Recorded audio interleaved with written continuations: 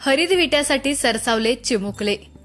शिवमल्हार डोंगर पायथ्याला केलं वृक्षारोपण।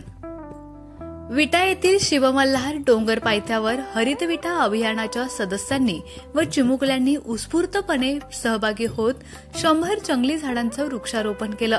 यावेळी 40 सदस्य व लहानगे उपस्थित होते। सर्व सदस्य व लहानग्यांनी केवळ वृक्षारोपण न करता या झाडांचं पालनपोषण करून वाढवायची जबाबदारीही घेतली। या वृक्षारोपण मोहिमेत लहानग्यांचा उत्साह खरंच वाखाणण्याजोगा होता। या लहानग्यांनी प्रत्येक रविवारी आपल्या पालकांना घेऊन पाणी घालून ही झाडं जगवण्याचा निर्धारच केला। लहानपणीच वृक्ष संवर्धनाचं महत्त्व या मुलांना पटवून देण्याचा हा प्रयत्न यशस्वी होताना दिसत आहे। मागील 2 रविवारी देखील असेच काही शालेय विद्यार्थ्यांना घेऊन 200 झाडांचं वृक्षारोपण करण्यात आलं। असाच हा उपक्रम पुढील काही आठवडे सुरू ठेवून मुलांना लहानपणीच दिशा देण्याचं कार्य करण्यात येणार असल्याचं याप्रसंगी हरित विटा अभियानचे सदस्य माधव रोकडे यांनी सांगितलं।